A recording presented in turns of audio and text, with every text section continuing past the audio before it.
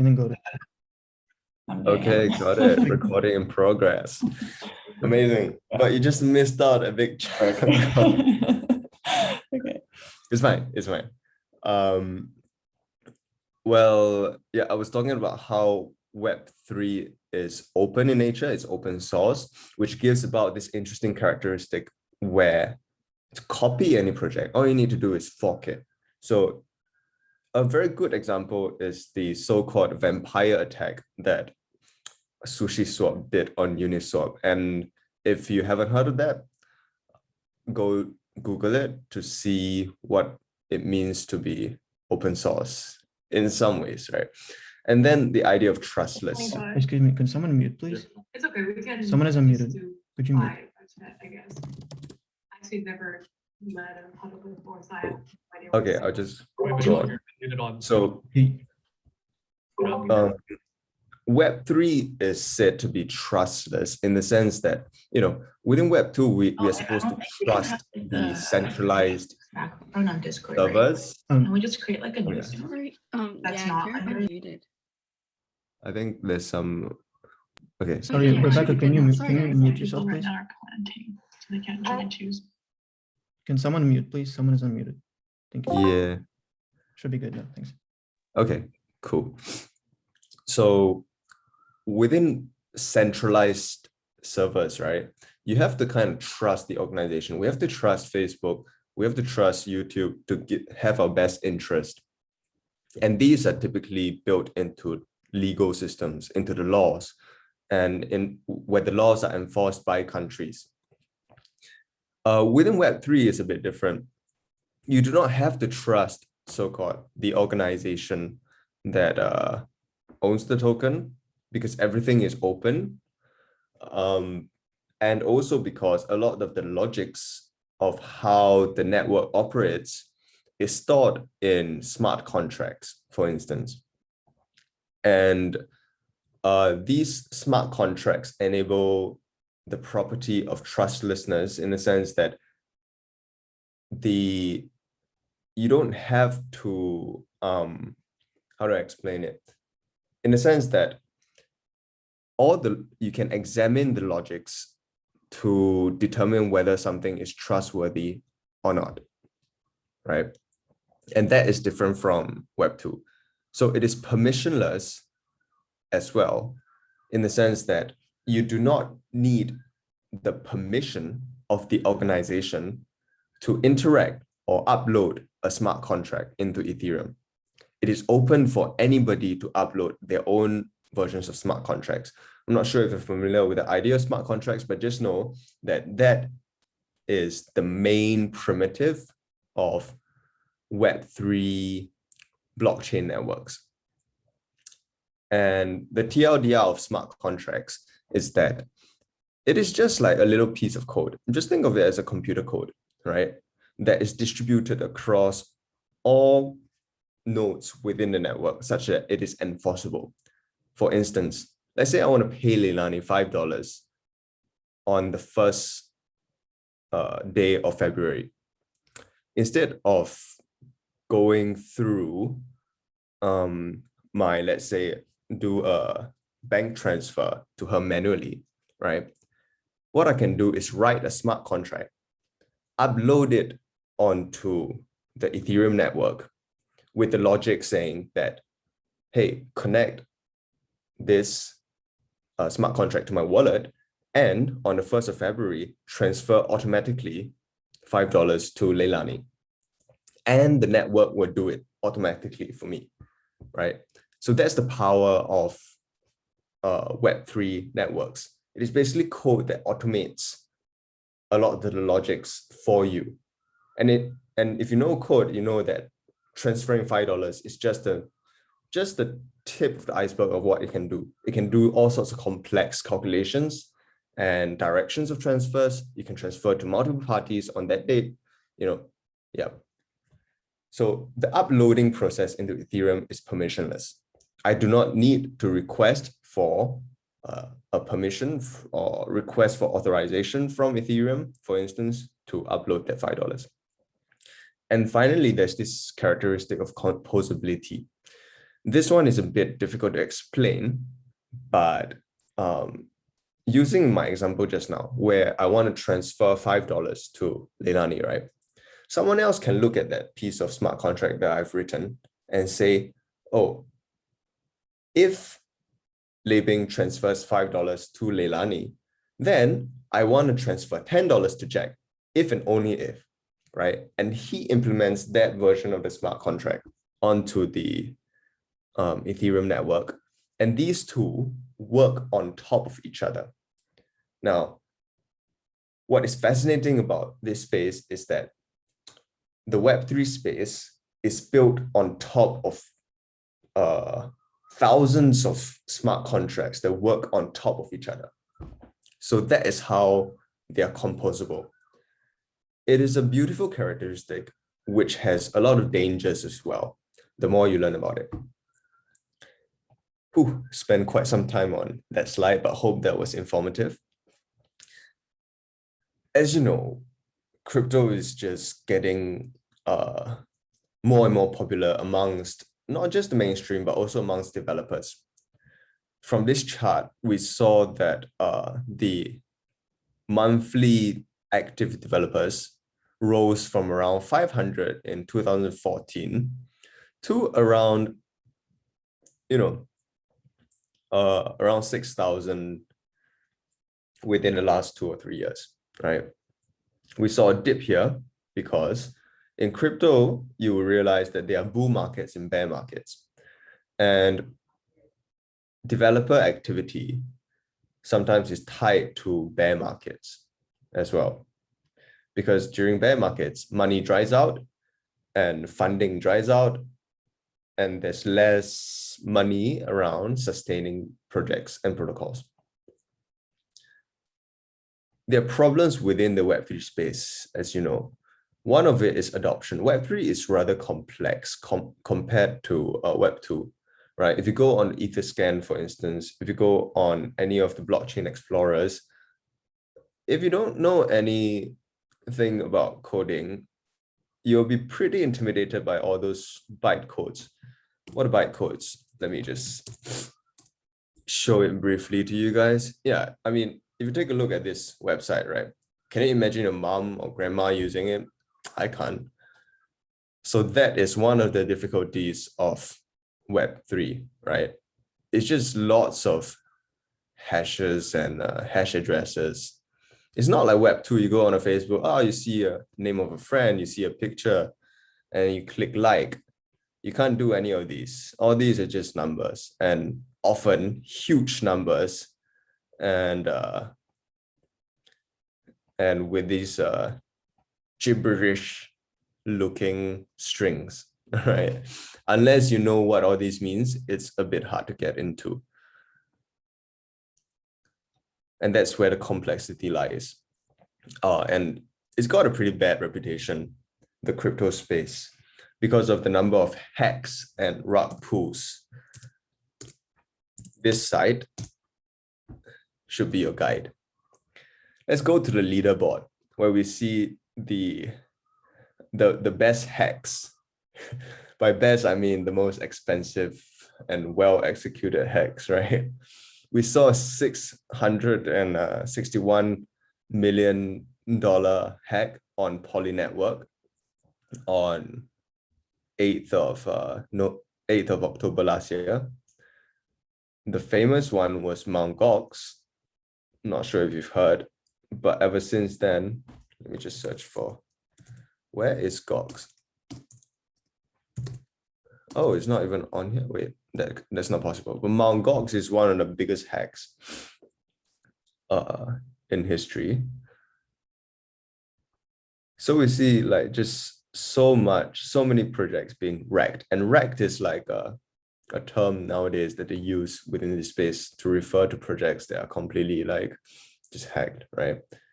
This is a very interesting and good site that provides a bit of the history of the underbellies of this. Now I saw Anson raising his hand. Do you want to ask a question, Anson? I'm sorry, that was an accident. Oh, that was an accident. Okay, that's cool. Completely fine. Let me just go back to my slide. So yeah, it hasn't gotten the best reputation, but a good thing for you guys, if you're entering into this space nowadays, is that I think the space is generally tending towards a more positive direction. There's a lot of openness and transparency and enthusiasm, but at the same time, you should always do your own research about every single protocol and not be drowned out by the noise. This is a very noisy space, okay? I'll briefly touch on the trends within Web3 before I pass the mic to Leilani, where she can tell you how Covalent fits into this bigger picture. Web3 exploded within the last 1 or 2 years. We saw fintech and crypto merging, right? We saw NFTs being dropped by big brands like Adidas and NBA, and we saw governments taking it very seriously. In terms of the adoption of technology, we are still at the early stages. By 2015, we can imagine that millions of critical data will be stored on blockchain networks. There will be dozens of blockchains. The future will be a multi-chain one.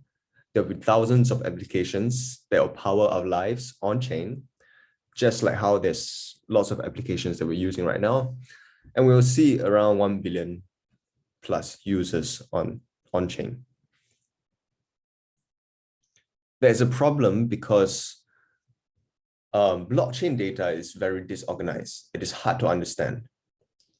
And like I showed you just now, it's very difficult to navigate.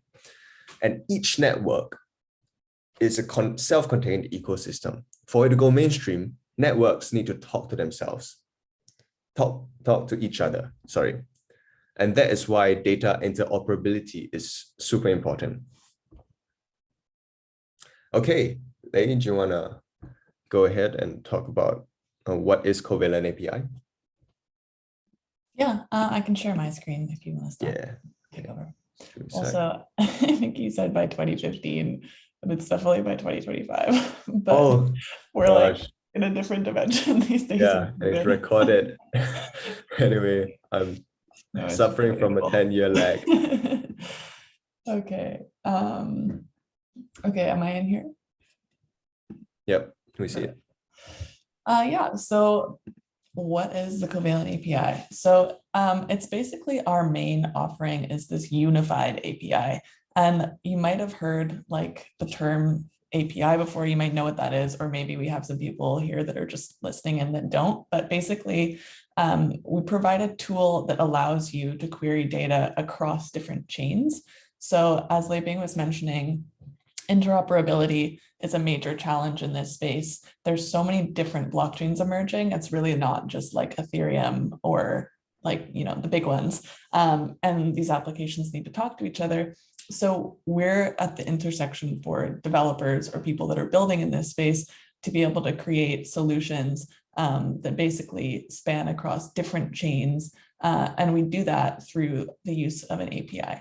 So basically, we fully index blockchains end to end. So we have all of that data in a database, and then people through the use of the API can make specific calls into that and ask certain questions like what are all of the token holders for this particular address, or like what are all of the NFTs that like this wallet is holding, or really any sort of thing that they would need to build blockchain applications. So the reason this is really powerful, one, we made it a no-code solution. So our API is actually like really pretty easy to use, and you don't actually need to be that technical. Obviously, the more technical experience you have, and if you are a developer, that allows you to do more and more and more things. But we actually also cater to analysts as well. And I'll show you our API docs because you can actually try all of that live. So you can kind of see how easy it is to like try that out. But the biggest advantage of being a unified API is that instead of an API for like one specific company or one specific protocol where your pool is really small, we unify all of these different queries so that you can change basically one parameter, which is just the chain ID. So there's one single number that corresponds to each blockchain. You can change that in your request, and that'll get you the same question, but across any chain that you want. So if you're building an application, that means that we're solving that problem of interoperability, basically. So anything that you want to know, you can know it in an aggregate format or like across different ecosystems. And basically everything that goes back to actually like having a holistic Web3 where things function together and you're not like siloed in these different kind of ecosystems. So it helps to understand Covalent in the crypto stack, basically. So you can see this is kind of like the basis of the layers of crypto, I guess. So on the bottom, you have all of the blockchains. That's where all of this data is like coded into the blockchain. And that's all like it's public data. So that's it's a public distributed ledger. And that's what's special about Web3 is that like that's supposed to be accessible and not changeable. So it's like this secure thing that anybody can read. In practice, that is a little bit different. So basically, in order to actually read the data or like use it or make insights from data that's public, you kind of need to run nodes. And you basically need infrastructure and like technical skills to be able to actually extract and use data from the blockchain. You can search things on Etherscan, but that doesn't like necessarily help you build anything. If you want to build things, you need to run nodes.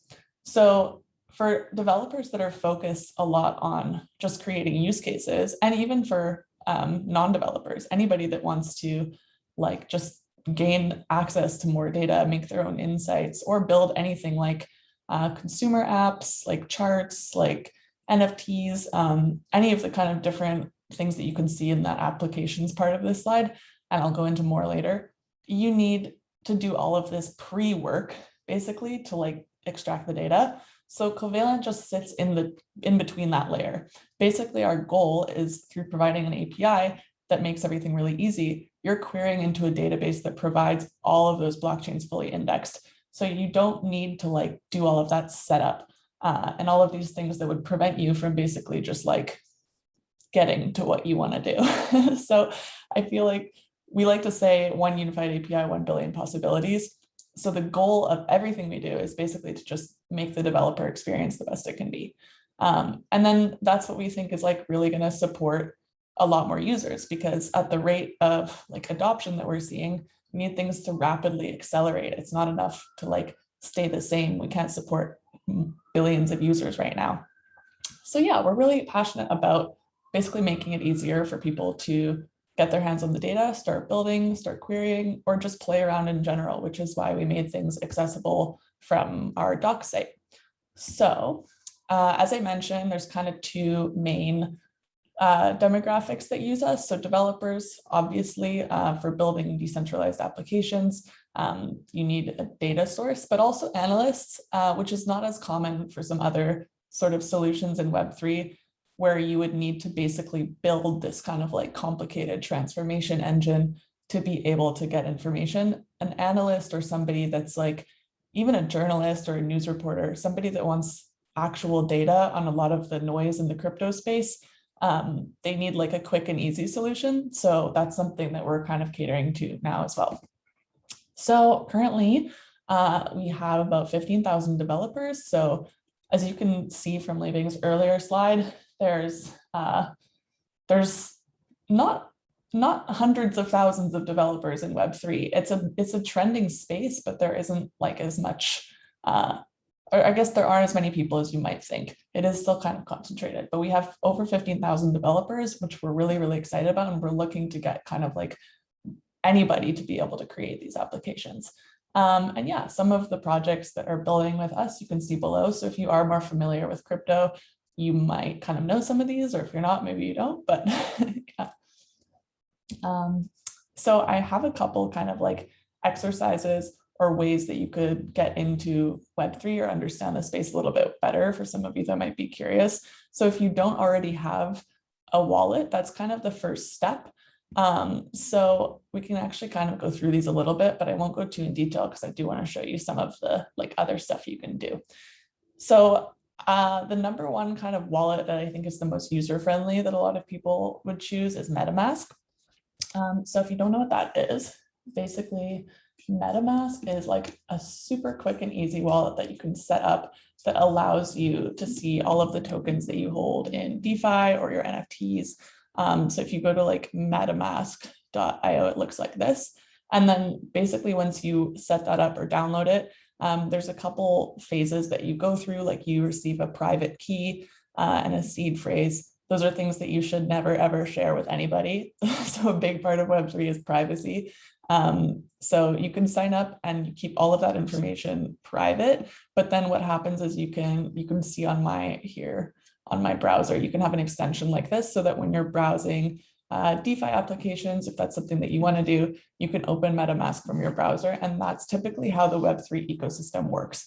So instead of logging into things necessarily, like you don't have really like a username and password, you just click a button and connect a wallet. And that's sort of where that trustlessness comes in, is that it's not like you're sharing your name and your address or anything like that. You're just sharing a string of numbers that is you and your activity. So yeah, you can set up a MetaMask. And then if you wanted to kind of like test out the space without spending money or like funding your wallet and all of the kind of challenges that can come, especially with high gas prices, if that's something that you are aware of, you can actually go and receive test tokens. So there are these like things called test nets. So they're basically, they're kind of what they sound like. They're like test blockchains and stuff where you're not actually using real assets, I guess. So you can go to an address like this with this ethdrop.dev. It looks like that. I already did this, but it's called a faucet. And this will drop you, if you put your MetaMask wallet address in here, like which you would do by clicking on this, and then it'll pop up in your wallet. And then you can click this address here. That's your address that you'd put in this testnet. You could type it in here, and then that will send test tokens to your address. And it sometimes takes a while, like I would show you because it doesn't load in mine yet. But if I put my same wallet address into Etherscan, which Bing also showed earlier, I can see all of my transactions. And I actually have like an ENS, so I can see my name on there. That's another thing you can do in crypto. But yeah, I could browse through all my transactions, and then when those test tokens come in, I could view those here in Etherscan. So it's a good way to get started, and then to like experiment with the sending and the swapping process and everything before you might actually need to do it. So we kind of already covered the crypto stack slide, but yeah, sorry, my vacuum's going on.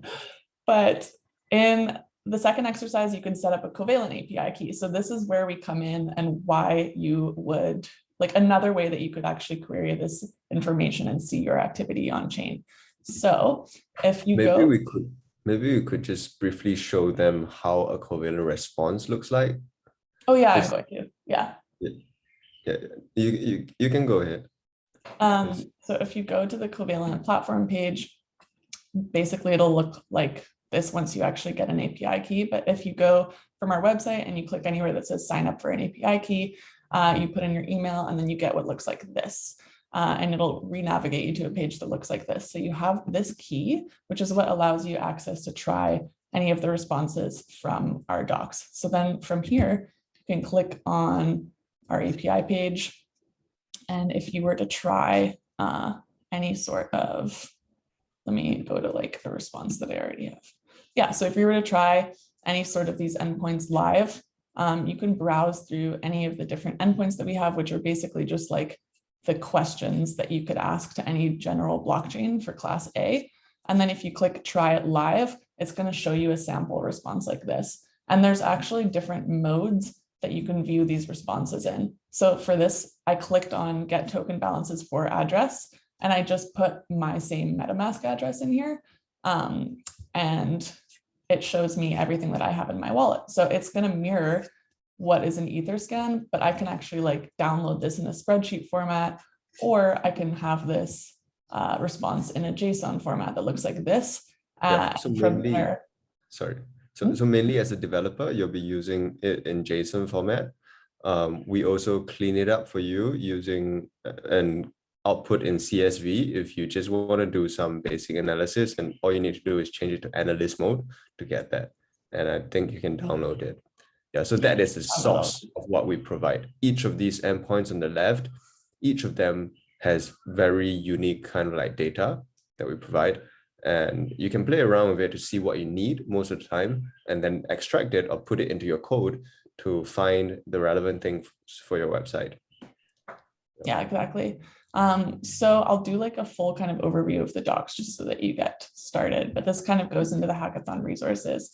So the two places that you want to look to get started, I just gave an overview of what you can do with your own address, but covalenthq.com/docs and then docs/API. So one of these is our knowledge base and the other one is the API reference page that I just showed you where you can actually like use the product. But for our knowledge base, they look pretty similar. So it's kind of like you can easily transport between the two. If you go to our knowledge base, this is where you would find just an overview and a description of everything that we do. And then you can see some of the projects using us and you can click developer and expand that for more kind of tools and an overview of how to use those. So if you are using something like Primer, which could help you filter some of your API responses, depending on how kind of advanced you are with using the tools, or this is a good place to go and expand on the networks. So if you click on any of the, these are all the blockchains that we support, you can learn a little bit more about each of those ones, how it works, what some of the like identification is for that, like the chain IDs, and then you can also see supported endpoints. So now that we have a global view in our actual API docs, it'll already populate for you which endpoints are supported, but you can just learn a little bit more about what you could do on certain blockchains. And then this is also the place where you can expand on like the Alchemist cookbook and some other sort of like training materials that we will be adding in here more. And this is also a good place to see what some other people have built. So in our docs page, you can see if you go to project showcase, there's sort of some broad categories that people tend to build in Web3. So these can be DEX related tools, which are decentralized exchanges, or it can be just like analytics dashboards using that analyst mode, or it can be NFT related projects, or it can be, yeah, really like any sort of things in these buckets. And these are things that people have typically built in past hackathons. So if you were looking for kind of inspiration, you could go through here. And it's a good place to just like have all your resources. And then when you're ready to actually try or use the API, you are going to go to, where am I? Here we go, docs/API. And that's where I mentioned, and Leiving mentioned, that you'll see all of the different endpoints that we support. So when you come to this page, you'll still get an overview of how everything works. And then this is the global settings bar at the top. So if you want to work and ask questions on a particular blockchain, you can expand this and you can see all of the ones that we support. And you can click any of these and that'll basically populate through the docs to make sure that like all of the endpoints that are showing are ones that you could use on that chain. So typically the most common is Ethereum, and I'll just stay on here for now, but you could explore any of the different blockchains that we index. And you can see the chain ID of each of these. So one main quirk of using our API is that you just need to change the chain ID to switch to get the data from different networks. And then you can click between the modes up here, as we mentioned before too. So as I said, there's kind of developers that use it and then there's analysts that use it. So this developer mode was what returns responses for all of these parameters in JSON format. And then analyst mode will return it in a tabular format. So I can show you a couple more of those after, but you can also change the currency. So for us, sometimes it's useful to like work in Canadian currency. Typically the standard for a lot of responses is USD. But depending on where you are, you might just want to see things in a way that makes sense to you if you're checking your own balances or doing your own taxes or any of those types of use cases. And then this is also translated in a couple different languages, which we're working on doing more as well. So some of these type of things, common questions on the blockchain are looking for balances or transactions. And we recently just released 2 more NFT related endpoints. So this is Get NFT Market Global View, and then you have Get Historical Data for NFT collection as well. And then if you go down to Class B, you can check, oops, well, if you scroll down to Class B, You can check the sort of protocol specific things. So if you use exchanges like SushiSwap or Uniswap, you can actually click on any sort of these endpoints and you can query things particular to those exchanges as well, if you are like more involved in DeFi. So one of the things that we recently launched for the NFT market cap endpoints, which is kind of a fun experiment and thing you can build, is you can go to our Replit and you can actually fork a lot of the templates that we've created there. So basically we're just open sourcing some of the code of things that we build, and then you can go and you can directly fork these repls and you can build on this, or you can use this for your projects too. So this is NFT market cap using those new endpoints, and you can open it up in a site like this too. And basically what this does right now is that I can select this chain. I have it on Ethereum right now. This shows me every single NFT collection on Ethereum ranked by their market cap. So that's a useful tool to actually be able to see like what are the largest and most traded and most like the biggest collections that are on that chain. And I can do like a lot with this information. You can build applications off of this. You can see things like 24-hour volume, number of wallets. So some of the kind of cool projects that people build tend to focus around like NFT galleries or analytics dashboards, but really like you can do anything you want. It's the best thing to just experiment with the data. So here's an example of one of our like kind of bigger NFT or bigger API customers and something that they've built, which is Pandora Express. So this is like an NFT marketplace. This is like a place where people can go and buy and sell and look at these, and they can actually predict the price of which way this is going to go. And this is all powered by our data. So making a call that's like get NFT metadata, you can actually display all of these different things on chain, and basically create applications that people can go and use, which is super cool. And then we see some people now in the gamification space. This is an example of like a creative way to use kind of gaming tools and create an NFT display. So like they uploaded this collection and used Unity, and then I can put in a random ID for this thing and it'll show me like all of the data from like, this is all on-chain data fetched with the API. And then I can like walk around this NFT. So really the whole space is like really limitless, and it's all just about creativity. And you definitely don't need to be building anything crazy sophisticated to get started, but it's really cool to see like what you can do.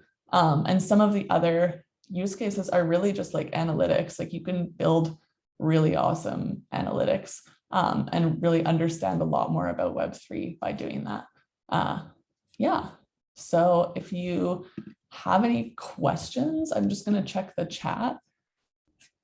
Oh, I see we're already kind of answering these.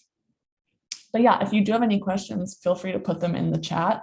Otherwise, we can also just go through a little bit of the bounties too. So whether or not you're a developer or whether or not you're an analyst in this hackathon or just like a novice, we have 2 different bounties going on. So you can go and check on those and you can basically create any sort of tool that you want, and be eligible to win prize money for like building in Web3. And I'd also recommend that you check out any other hackathons that are going on in this space, because the one thing about Web3 is there's so much funding. So if you really do get interested and you like this space, keep an eye out like on Twitter for a lot of different hackathons, because the more and more you can like create your skills, you can earn lots by doing that, and you can actually have a really good time and learn things. And yeah, I think you'll find if you play around in the docs, it's pretty easy to get started. And if you have any questions, you are more than welcome to ask in our Discord as well. So yeah, do we have any kind of questions or? Thanks, Lei. Mhm. Yeah, I was just curious, like, how many of you have heard or have a brief understanding of Web3 is before? Can you give me a react? Any kind of react?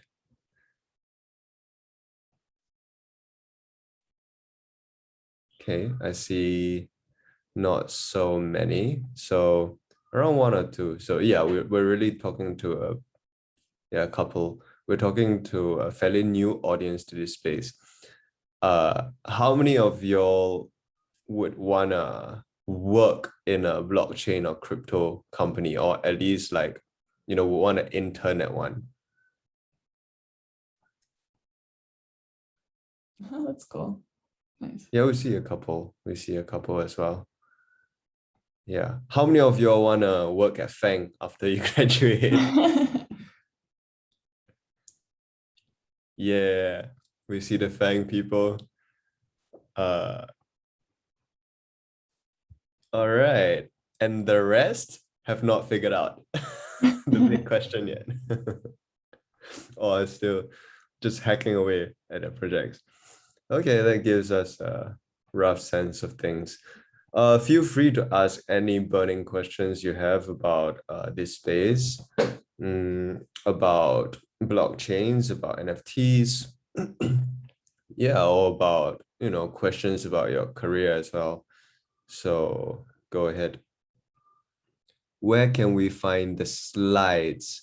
We have not shared the slides with anyone, but if you guys want, we can, yeah, so we'll post that to the Discord after the workshop. Yeah, perfect. You can ask us any questions in there too. Exactly. Yeah, we believe as well that blockchain is the tech of the future. It is pretty futuristic what people are building on this thing, and the borderlessness of the transactions that go on within the space. Apps like Decentraland, they are built using blockchain networks as well. So you can check that out too. And it's a very fascinating space, but intimidating to get into. So I could also point you guys out to some resources if you want to learn more about this space. One of them, oh, awesome. We see a Mana investor. Shill it here. One of the resources that really opened my eyes to the space is actually the CoinGecko books. I think I can just share with you what it looks like. I've got it in PDF format. It's a bit hard to find, but if you go on the CoinGecko website, they have this yearly write-ups. They published this book called Intro DeFi for beginners and DeFi advanced. So you can check that out. It's a very good compendium of all the important players within this space, right? That's the typical challenge. You have so many different players and different names. You don't know how to navigate it. Whereas for Fang, you just have Fang, right? Yeah. Yeah, the problem tends to just be like too much information almost. And that kind of is the ethos of like the problem is that there's so much accessibility and there's so much out there. So it's a matter of finding good resources. But also Ethereum is a really good place to start. So if you go to any of the Ethereum docs, because they're kind of the standard in this space, there is so much written resources and like explaining a lot of these concepts. So if some of the things we're saying, even like topic hashes and even like contract names and all of that, you can drill down into like each of those, each of what those topics is. Yep. And the best way to go about learning about something is to just try it for yourself and examining in detail what each step of an action consists of, right? Just play around with it. Although I get that it's a bit expensive to play around if you're engaging with the Ethereum ecosystem, you'll learn about this idea of gas fees. So the other way is to transport your funds into a network like Polygon, right? Where it's really cheap to interact and learn a lot about. And I would highly recommend you doing so, just to be able to perform more actions within these networks and to learn more from each action. Yeah. Learn by doing. Yeah.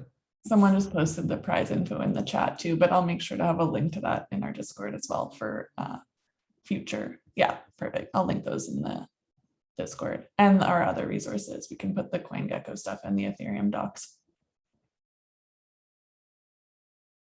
Yeah. Any I know more we're questions? like a little early, but Yeah. Any other questions, or you want to get back to hacking? Yeah. I know you guys can't wait, right? What are these guys talking about? I don't understand.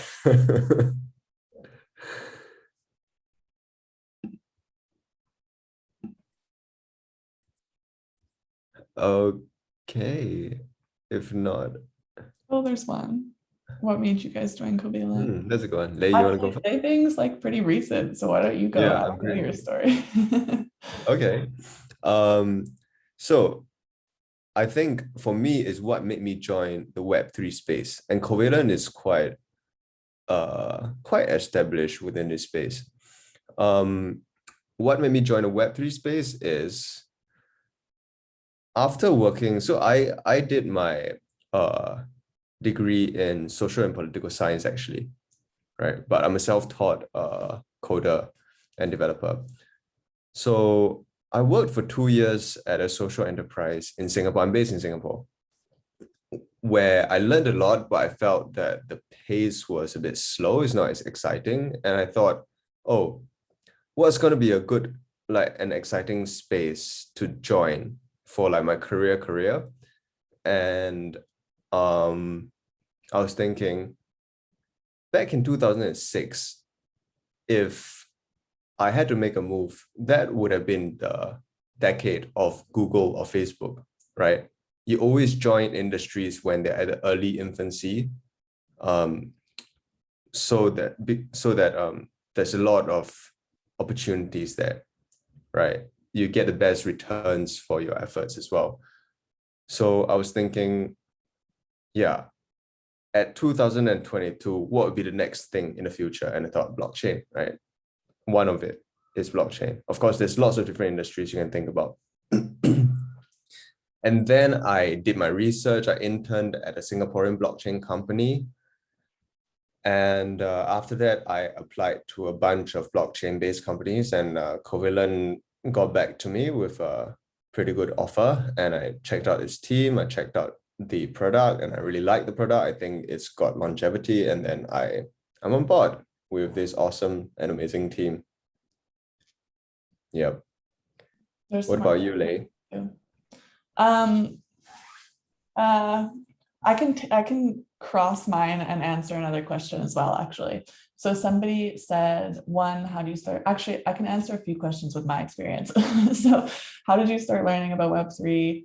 And then how do you get started contributing to Web3? That was actually a big part of how I joined Covalent. So a good way to get started as a contributor and learning is to actually find like community programs or learning programs or anything that a lot of different blockchain protocols offer, because this space, everybody wants to teach others what they're doing and what makes their products unique.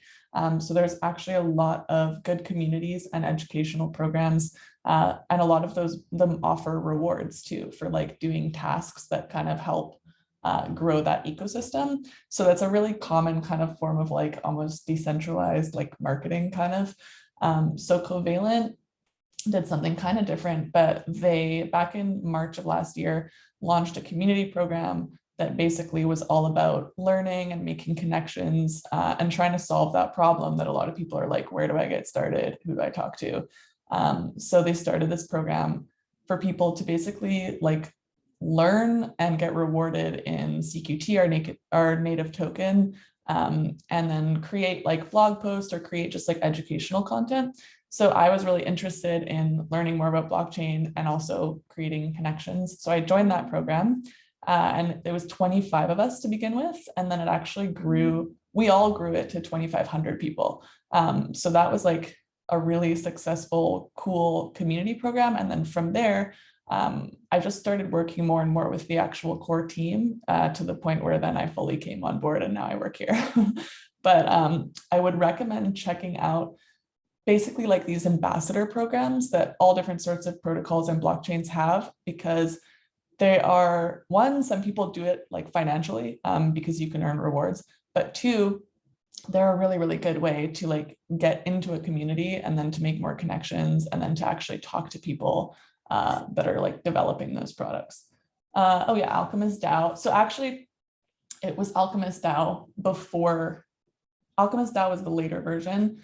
I was just in like the Alchemist program before it switched to a DAO. And now we're kind of bringing that back as well. So it will be a little bit more open. But DAOs in general are also kind of an interesting thing to explore because it's basically a way to make friends and learn in blockchain. I just want to make sure I'm hitting some of the other questions. How did you guys learn about Web3 and FinTech in general? I think Lei Bing, like, how did you like find the learning curve for this type of stuff? So, right, I think the learning curve was pretty steep. It's going to be pretty steep and you have to be prepared for it. But at the same time, don't be intimidated by it, because once you get past the learning curve, everything else is pretty counterintuitive. And you don't have to know about in detail about how each specific technology within the stack works, right? You just need to know what it does. You don't have to know in depth of how to code this thing or how exactly is it implemented. So my own learning experience was, I learned in a different way. I like to read a lot from books and articles, and also to challenge myself to just write about something.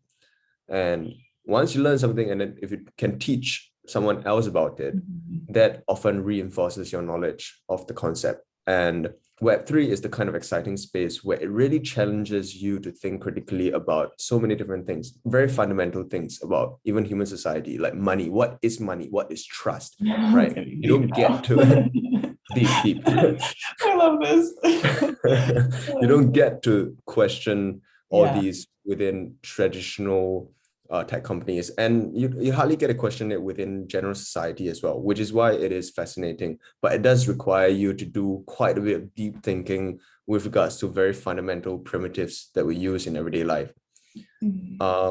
And so the article that I shared on decentralized.co, the reading list, it's a very good resource compiled by industry insiders on some of the, well, canon within this space. So yeah, hopefully you guys can learn more and read more. And like what Leilani was saying, you can definitely join some of our programs as well, the Alchemist DAO. I think we are moving it towards it being very educational as well. And it's going to be hosted by members who are right there at BC. So it's going to be great. You can learn together with friends about this. Yeah, there are a couple more questions too. I think we kind of somewhat answered the allure of the blockchain space. Where can we check when these events take place? Oh, are you talking about like hackathons maybe? Or I guess in general, Twitter is the best resource for like knowing when things are happening for us, and then for a lot of other Web3 companies too. Twitter is the main source. I think we might need to wrap up because it might end very abruptly. Is it automatically going to end, or do we have like a little wiggle room? I think it's good since it's 2 p.m. and it hasn't ended still. I think it's okay. Okay. But we Okay, can awesome. speed it. Zoom has that thing, right, where it just cuts you off. The last time in the breakout room, I was in the middle of answering a question and it stopped, and I was like, oh, I guess we'll never know. I think it's okay, but we will need to wrap like in a couple minutes. So okay, cool. Yeah. So yeah, we'll try to add as much of this in Discord too. So if you want to just keep asking questions in there, feel free to. And then Lei Bing, can you add those links that you shared in our Discord as well? Yep, I will. I'll share more resources there. Yeah. And then, yeah, so the community events I mentioned with Covalent, again, follow us on Twitter is the best way. Or our Discord, or any of the links that I'll share in our sponsor channel. But it's pretty much social media is like the best source. Yeah. Yeah, if not, thank you guys for attending this. I hope you guys have learned something. Maybe you can start using the Covalent API to start exploring for yourself. You're building something, right? That will be another good way to learn to examine the data structure of things in this space. Yeah. All the thanks best.